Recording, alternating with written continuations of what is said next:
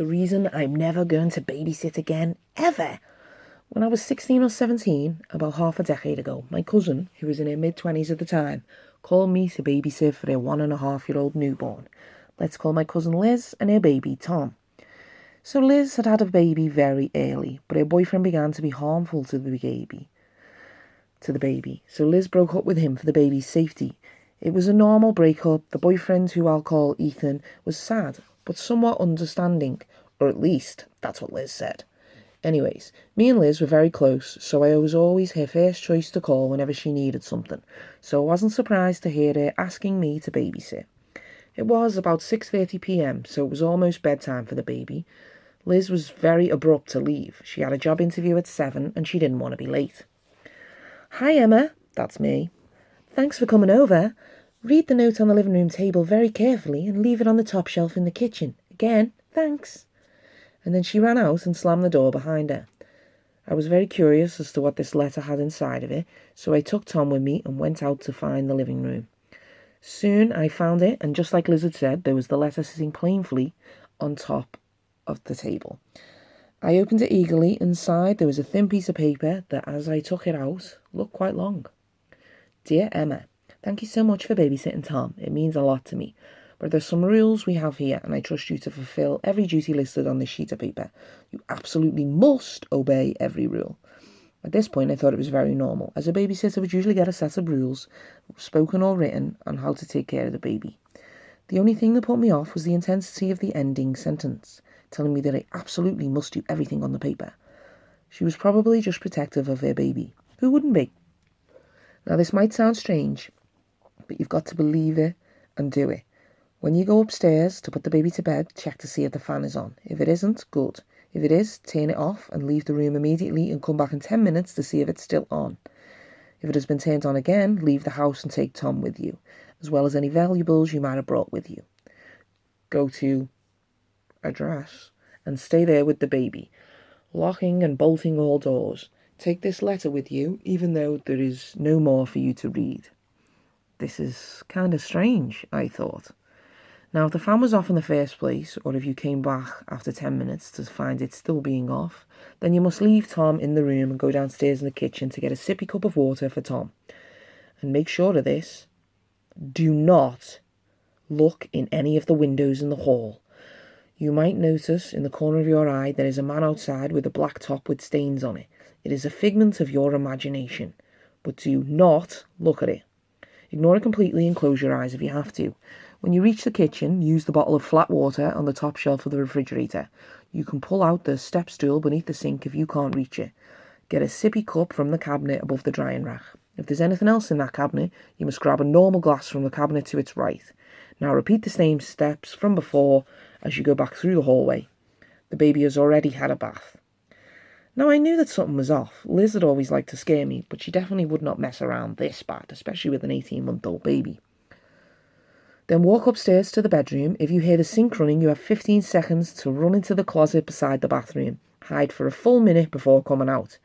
There is a machete in it, which you can use to protect yourself if you hear the person's footsteps walking towards the baby's room. If the man walks past the closet you are in, stay completely still and hold the machete firmly in your hand. Do not make a sound. If he senses you are there, he will open the closet. Attack him with the machete as fiercely as you can. This man is a criminal, and you will be pressed with no charges if you are to harm him. If his footsteps seem to be going away from the closet, get out and attack him from behind. Do whatever you can to knock him out, then call the police immediately. By now, I was scared, really scared, wishing that I hadn't come to babysit. I'll be home at 11. If you have moved to address, I will be there after 11:30. If anyone knocks before that time, you must not answer. Do not make a sound until they leave. If it is after 11:30, then it is okay to open the door. At this point, all I wanted to do was go home. I had this feeling in my gut, a feeling telling me that tonight isn't going to be the fun night I was expecting. Honestly, when I got that call, I thought that I would spend some time playing with the baby before I got him ready and sat down in front of the TV to kill time for the following 4 hours. Clearly, this babysitting experience was not even close to living up to my expectations. I played with the baby for the next 15 minutes until the clock hit 7, and I went upstairs to put the baby to bed. My heart was beating so hard it felt like the baby shook every time it pulsed. When we got upstairs, I went to check on the fan.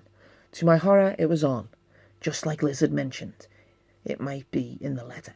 I turned it off before dashing downstairs to hide behind the sofa.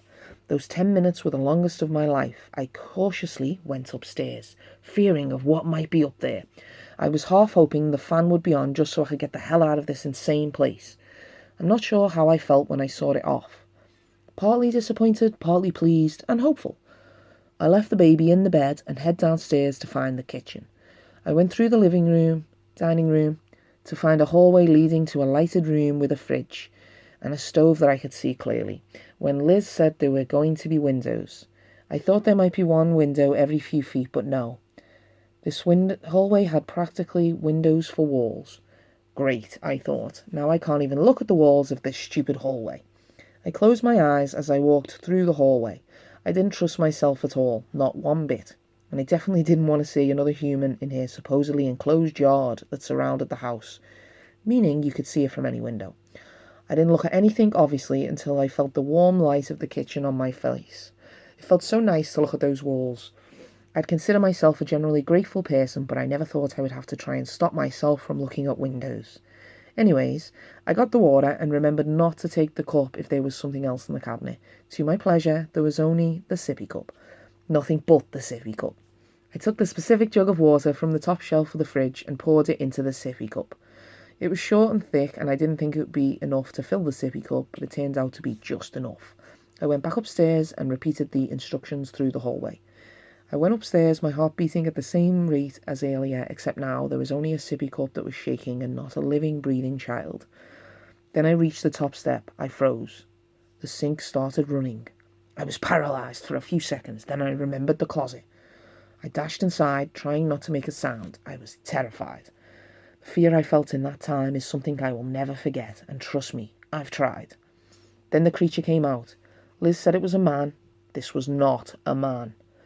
It had somehow slithered out, and to my horror, opened the door. I hit it with the machete, but all it did was leave a scar on its neck that quickly healed.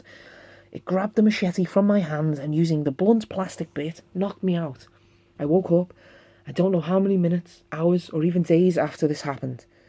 I checked the time on my phone, which I was lucky to have. I didn't have the sippy cup, and I prayed that nothing had happened to the poor baby.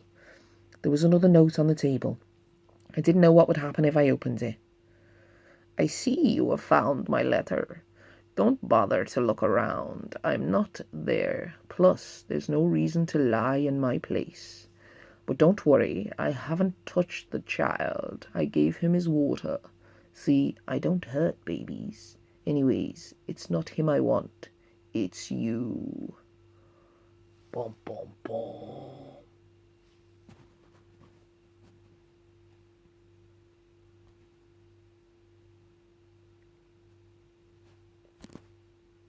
Seems to be stopped, but I'm not sure.